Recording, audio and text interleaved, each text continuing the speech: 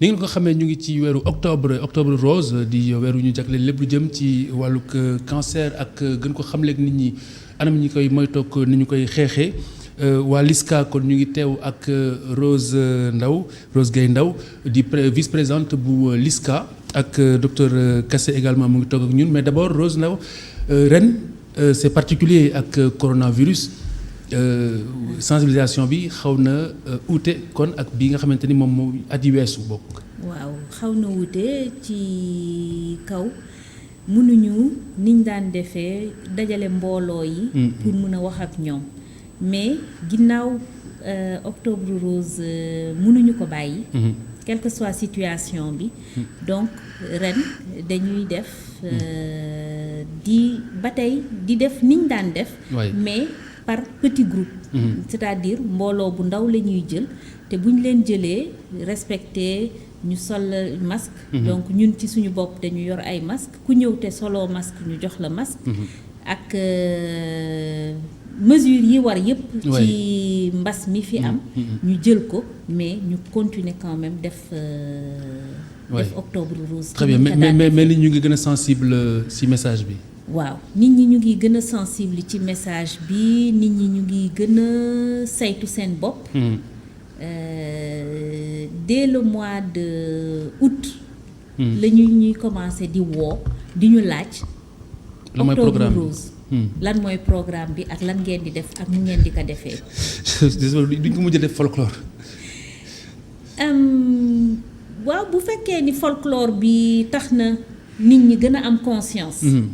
ñu jaaree ko fa man ba tey d'accord alors docteur en tant que professionnel nan nga gisee situation par rapport ak ni ko nit ñi appréhender parce que xam nga Sénégal rapport am ak feebar surtout yenn xeetu feebar yi dafa doy waar ndax yaakaar nga ni ci perception bi am na évolution au niveau des patientes. Merci. Merci à elle. man bokk naa ci 5 personnes yi créé LISCA. xam nga kan moo jiitu ci yëf yi. Annette Mbaye Derneville première femme journaliste du Sénégal. oui. xam nga deuxième personne bi créé LISCA kan la. Massamba Mbaye. qui a été le directeur. de Sen TV et du groupe des médias. Troisième personne bi Aram Diop Pastef.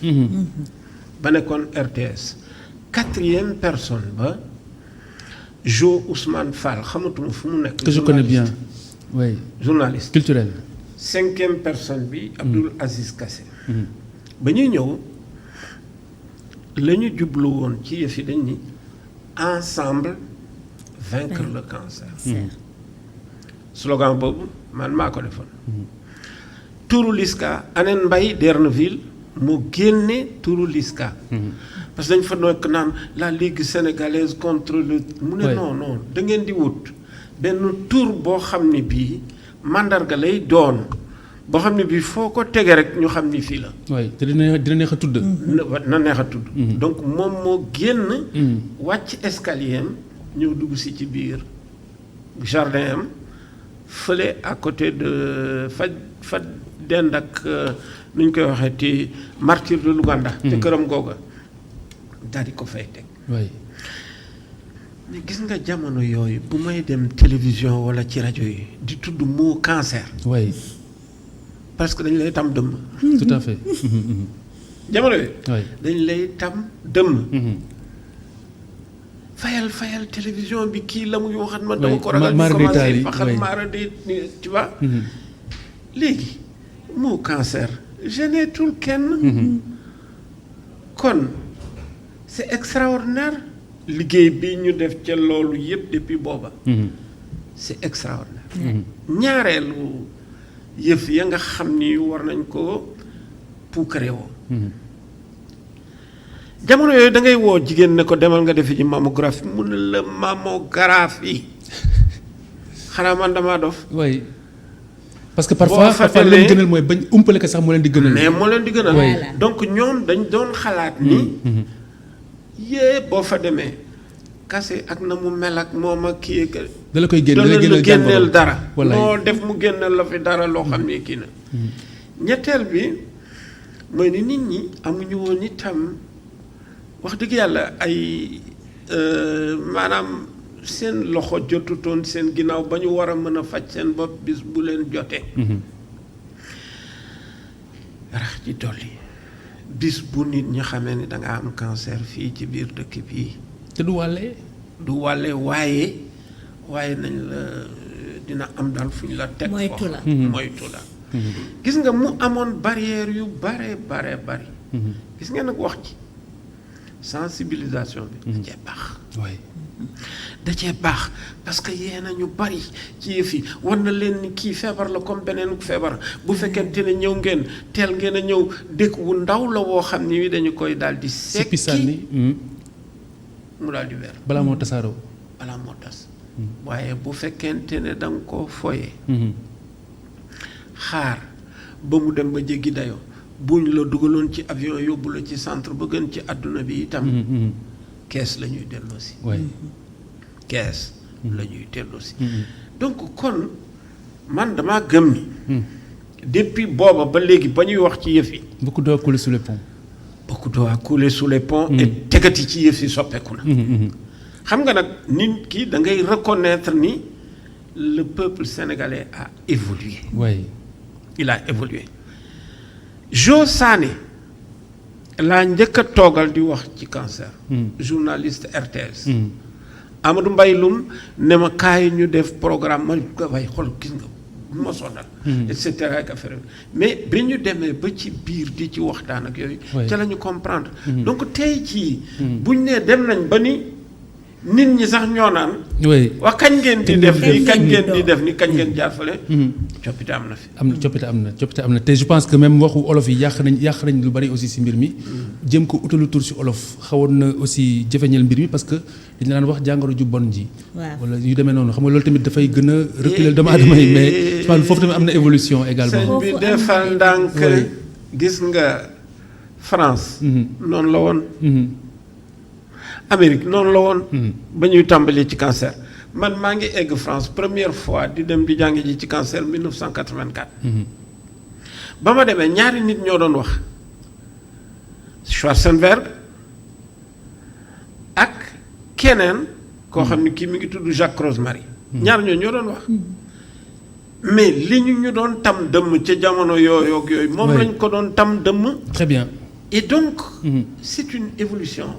naturelle. boo xam ne bi dëkk yépp le temps que ñuy xam gis ni ñii feebar nañu gaañu gis ni ñii kat feebar nañ ñu ngay wér. ñu ne kon kii mënees na cee wér. kii def na dépistage amul dara. kële def na dépistage ñu gis ca moom aw dëkk wu ndaw boo xam ni bañ ko sekkee rek mu daal di wér. kon xam nga nit ñi doful. tigi dañuy daal di mujj changer seen xalaat. soppi seen waxin. soppi seen jëfin.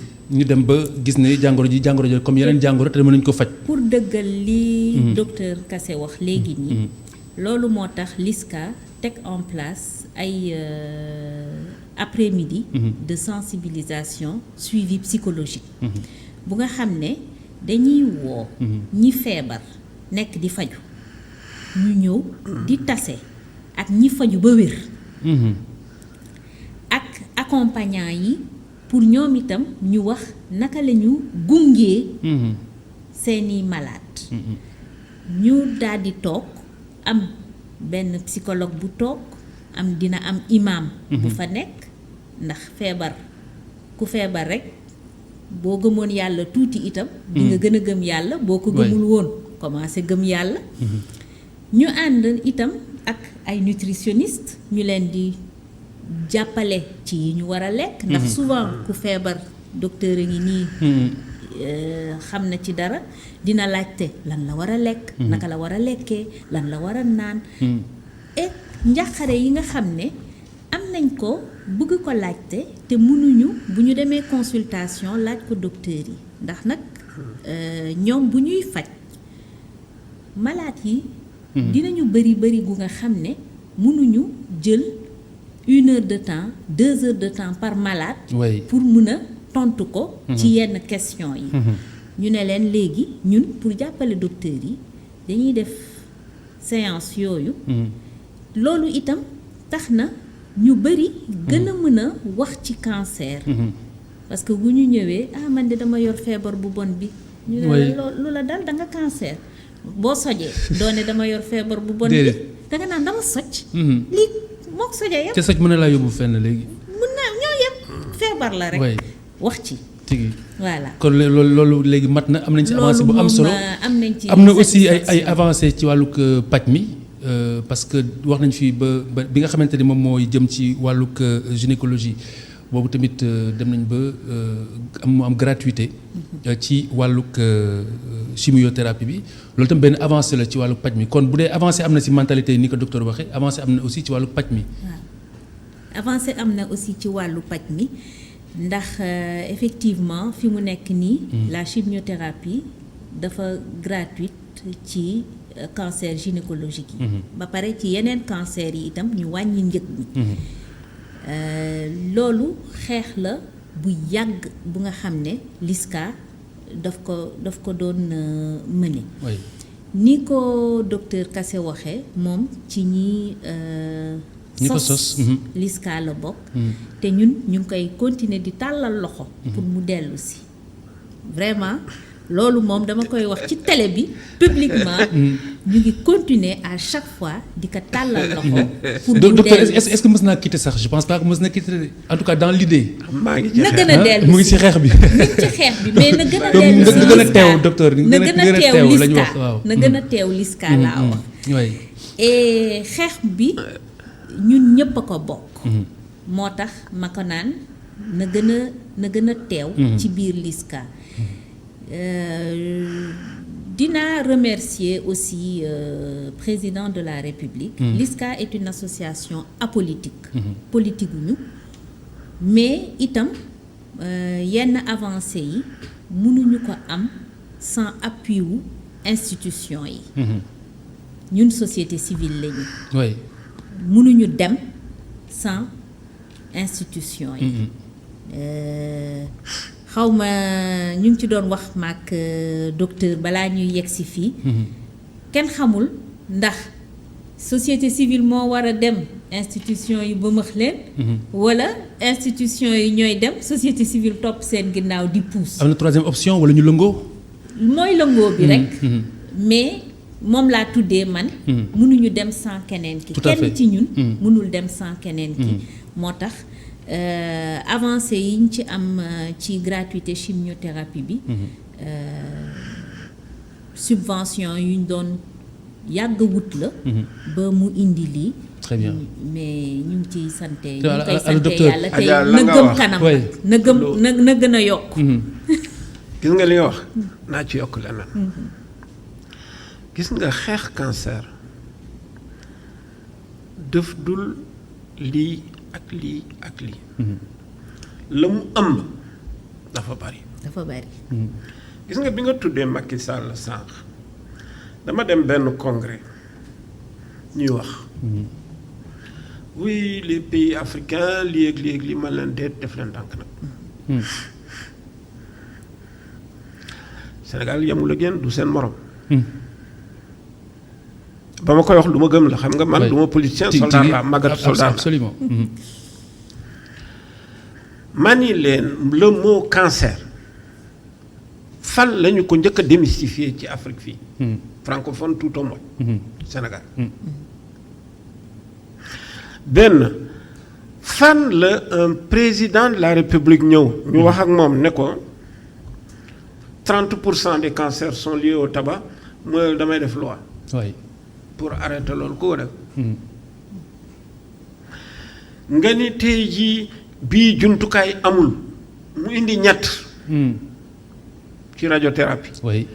indi benn Le Dantec indi ñaar hôpitalu Grand Dalal Jàmm. alors que benn fi nekkoon te dafa demoon ba dangereux. ba dangereux par rapport ak ñi daan faj. dégg nga li ma wax mu dindi ko. def loolu. ñu ne chimiothérapie 3,500,000 malade bu nekk loolu nga war a fay pour mën a def sa cycle chimiothérapie. mu ne dama koy maye. nga ni il faut ñu ñàkk xale yi nga xam ni dañu am cancer du moins. contre hépatite B. Oui. pour prévenir. mu déglu li ñuy wax xuloo yi ñuy jàppante woon ak ñun ak ministère ak ñeneen nañ leen ñàkk xale yi ci bu ñu juddoo hépatite B. oui 49% yu cancer du foie dina wàññeeku d'ici 25 ans. mais xam nga kooku gis-gis la boo xam ni bii itam. oui déglu na nit ñi. kay. ñu ne déetawaay depuis 2008. ma ne fii xeex naan nañu indi papillomavirus vaccin bi jàppal bàyyil nit ñi naan fii la xar mi jaar jàppal bàyyil ak et cetera. moom di mooy jabaram. Marème moo rencontré jabaru Bill Gates. fii Ndakaaru Pape Amadou Sarr. bi nekk DER. moo coordonné loolu moom ak beneen journaliste. Alioune Fall. ñu indi fi vaccin bi. ba mujj ci vaccin cancer du col gratuit. oui très bien. nit ñi yàq loolu. donc xam nga li ma naqari. du loolu. y a eu tellement d'avancées. caay bu ñu boole woon loolu yëpp daal di koy def benn programme. programme carrément de lutte. programme. ne cancer du col cancer du sein mënatuñu fi nekk naan cancer du col déedéet dañu naan saay-saay boo koy dóor bul ko yëram. programme d'ensemble lay doon. tey lépp. mais lu ko mooy dañuy daal di jàpp ni ay mesurettes la. parce que cancer du sein dañu koy wax lu bari bon bu ñu nee cancer du sein xel yëpp ci jigéen lay dem mais docteurs yi feeñal nañu ne am na góor sax yoo xamante ni war nañ mën a am cancer boobu. ci seen ci à ce niveau là. man opéré naa ci lu bari. oui ba ma bàyyee di ko wàññi booba maa ngi tolloon ci 62. aywa juróom benn fukk ak ñaar. ci ay cancer du sein ci góor. yu ma opéré woon. man mii sama loxo bi. oui. ci fan yii ak weer yi ñu weesu am na ci yeneen ñaar ñu ci yokk am na ci itam kenn koo xam ni kii ma ngay dem di seeti lu boppam pour xool ndax moom la wala du moom. oui ak yeneen ak yeneen ak yeneen. wax dëgg yàlla loolu yëpp dañ ko war a boole lënkale ko daal di koy def benn programme. waa kuy def programme. yow nga defee ni moom mi wala man mi société civile ñooy def programme. non. man mii bu ma bëggoon ne damay def programme dafa mel ni man damay ñëw nangu yëf yi ci gouvernance sanitaire li ñu naan ministère de la santé ak ñeneen. La société civile n'a pas vocation à venir en concurrence avec la gouvernance sanitaire. oui. waaw leneen itam la société civile ne peut pas dire ministère xamul dara nañ topp fële man maa xam ak et cetera ak yooyu nañ ma ko jox ma def mais ça marche pas comme on ça. ne peut pas venir en concurrence avec la gouvernance sanitaire mais xam nga lan lañ mën a def ñun société civile. jàpp. ñun ñooy ay organisation yu bari. kii a ngi jàpp ci lii kële jàpp ci lii kii jàpp ci lële ñu lëkkale ñëpp nag daal leen boole. def tir groupe looloo ma créé loo woon LISCAP ba ñu koy def. très bien.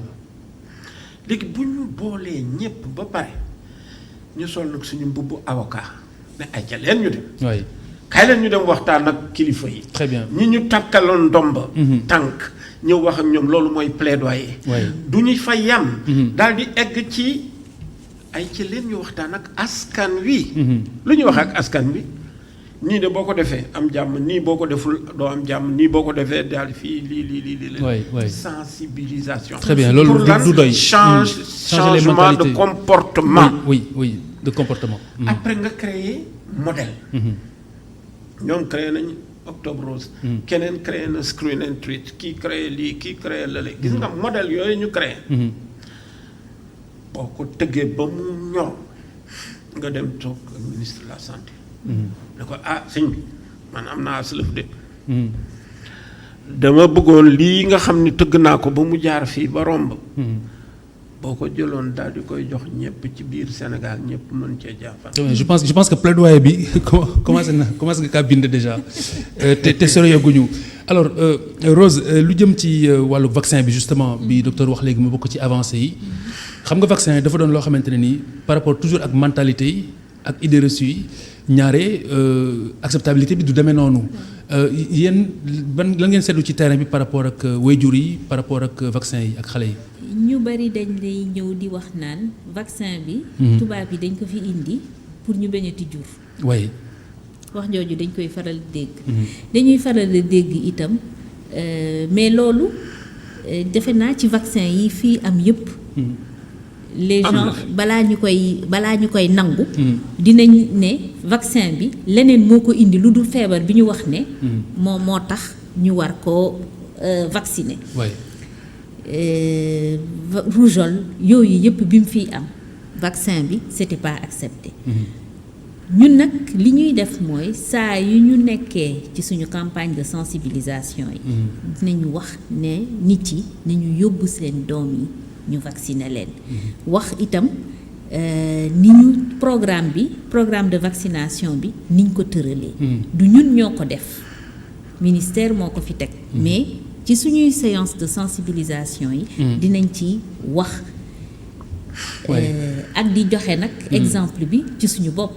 parce que ñun ci suñu bopp dañu yóbbu suñu doom yi ñu dem vacciner ji leen. très bien ci ñi nga xam ne alors docteur appréhension yu mel noonu fan lay juddoo en fait en réalité la mooy créer loolu.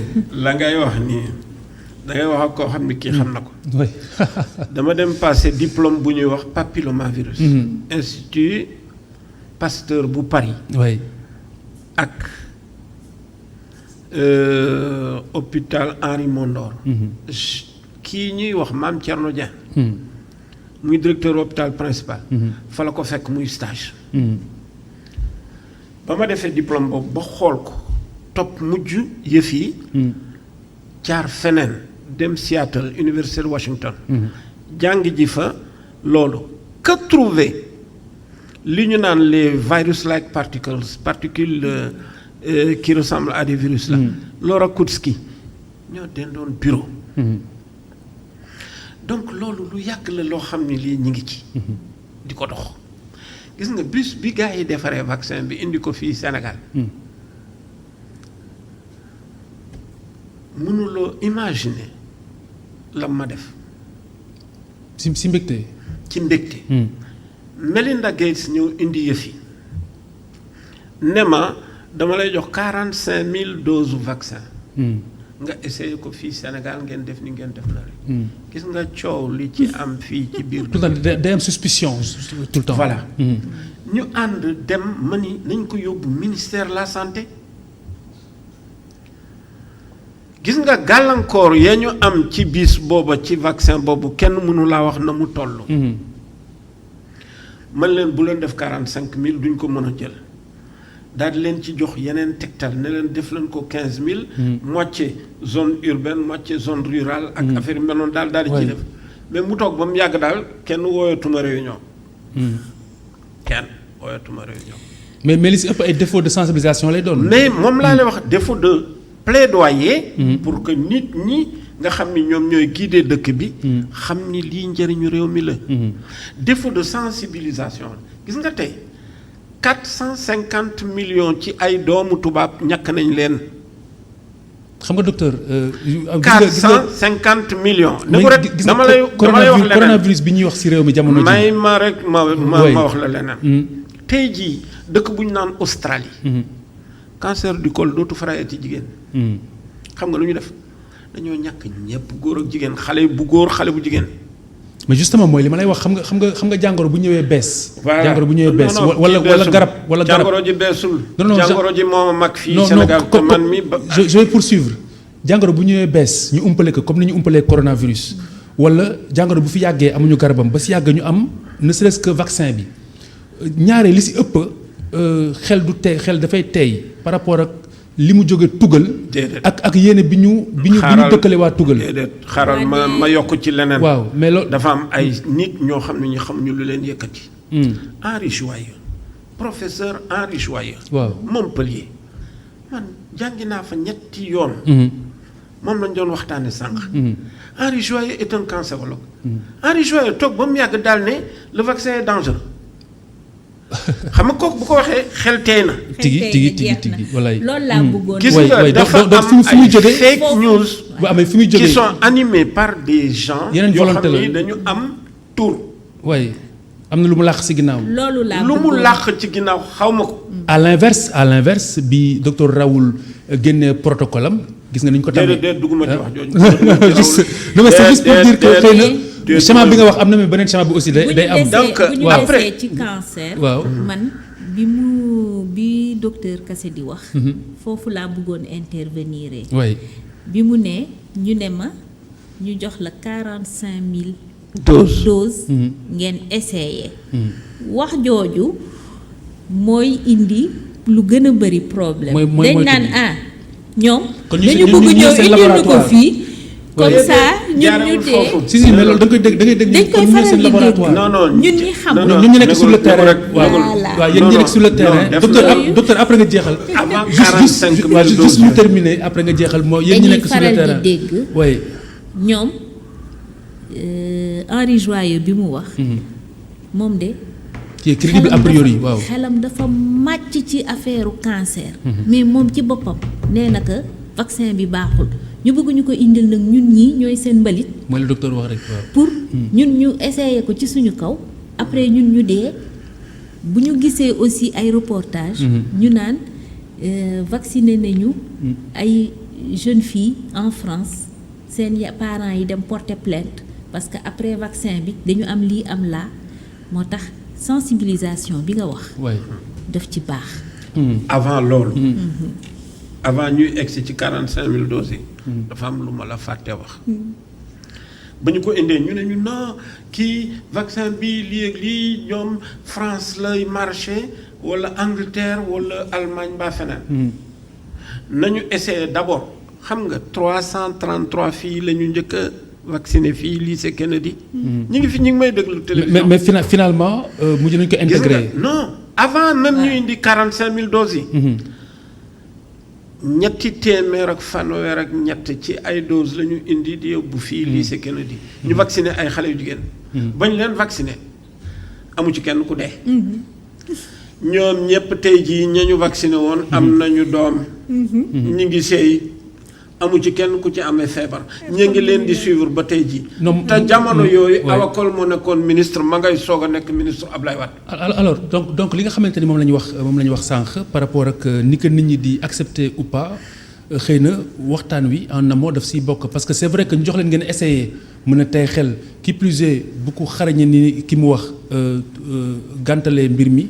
xam nga loolu dina xaw a doy waar léegi li nga xamante ni xëy na moom mooy li ñu war a jëkk jiital mooy gën a waxtaan ak askan wi laataa ñu leen di jébbal vaccin wala lu mu mën a doon ñu miin ko wax leen également que comme li exemple bi nga joxee par rapport à la France nit man daanaa dégg jenn yaay ne gune gi de dafa yaram bi dafa tàng parce que dañ ko ñàkk donc effet secondaire ak ñàkku réerawuñu en fait réerawuñu donc li si ëpp njariñ mooy sensibiliser nit ñi en amont en fait foofu la ñu faussé mbir mi au départ.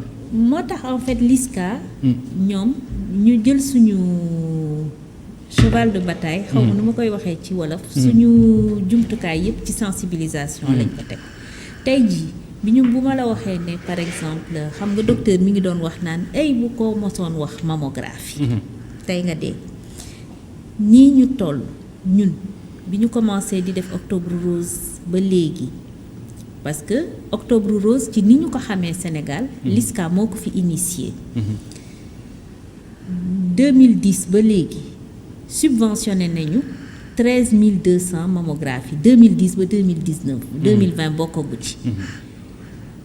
ci campagne octobre rose kese bokkul ak mammographie yi nga xam ne dinañ ko maye am na bu ñu defee consultation gratuite ba ñu gis ne kenn bu docteur bi xoolee jigéen bi ba am lu mu xaw a soupçonné pour bañ ne ko da nga war a fay 15 000 francs ci mammographie subventionnée bi dañ koy may mammographie bi carrément ci loolu mayeegum nañu près de 1140 mammographies très bien gratuitement très bien alors te nit ouais, ñi ñoo lay laaj léegi ouais. mammographie bi. c'est intéressant donc docteur li ma bëgg ñu jeexale ko mooy am na lu ñuy si wàllu diagnostic bi maanaam ku nekk si doomu aadama yi mën nga palper sa bopp pour xam ndax am na loo mën a njort wala déet anam yooyu noonu lan mooy li nga xamante ni xëy na moo ñu mën a mettre la puce à l'oreille bu ñu ko war a def à la maison. góor gi bu ñu naan lutte contre le cancer. xam nga cancer bu du toon rey nit kon du créer problème. oui. xam nga lii problème cancer day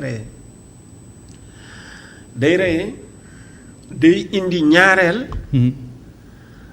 handicap. day indi ñetteel bi feebar. donc tey jii booy xool intervention booy def ci cancer. da nga naan déet xaram ma wàññi li muy rey. xam nga ci cancer du sein kan mooy wàññi li muy rey. mammographie. malheureusement mammographie fu mu am. Dakar ana mammographie ci région yi amul. ñaareel bi mammographie daa cher. unité mammographie yi gën a yomb ay 40 000 45 000. unité yi ñi ngay jëm 60 ba 80 000 francs. waaye ku mën loolu. bariwul de. léegi loolu la ñu wane ni boo dee def mammographie. à partir d'un certain âge di ko def régulièrement booy am feebar day doon lu tuuti ñu sekki mu dañ. léegi boo mënul mammographie looy def. làmbal. léegi waaye justement lamb ñu boobu jeexal si loolu waaw parce que waxtu yi dab nañu. làmb boobu ngay làmb. waaye looy làmb doon ju boo mën a làmb. donc 1 centimètre. malheureusement bu xasee ba egg fu ñu ko mën a làmbe. dina laaj chimiothérapie. donc ce qui veut dire que. la gën mooy mammographie. ce qui veut dire que képp koo xamante ne nii dem nga ba nekk. 40 ans. 40 ans jëm kaw. war nga mën a xool sa bopp c'est valable aussi pour les hommes pour yeneen xeetu cancer également waaye dañu koy faral di sàggane ba dem ba war a toll si faju te fàggu moo gën faju. jërëjëf docteur Kassé ñu ngi lay gërëm di la sant di gërëm également Rose Gueye Ndaw vice-présidente bu LISCA lii moo doon waxtaan ñu doon sumba tey Octobre Rose nag mu ngi woy ba tey ci antenne bi di woy ci Sénégal ngir gën a xamle nit ñi ak jàngoro ji ñu mën ko moytu ngir ñu mën see mucc ndax feebar la comme yeneen feebar yi dañ si faju di ci wér kon bu ñu ko ragal nañuy dem di ko docteur di nemmeeku di xool suñu yaram te xam ni du jigéen ñi rek waaye góor ñi également concerné na leen ndax xeetu cancer yi du jeex mooy le docteur wax sànq en espérant que programme xëy na si kanam tuuti danañ ko am ngir mën a xeex jàngoro joojule Adama Anouchka Ba mooy teew ci xibaar yi ci kàllaamay nasaraan dana dellu juste après si ñaareelu xaaju total bloc d'information ci nasaraan lay doon à tout à l'heure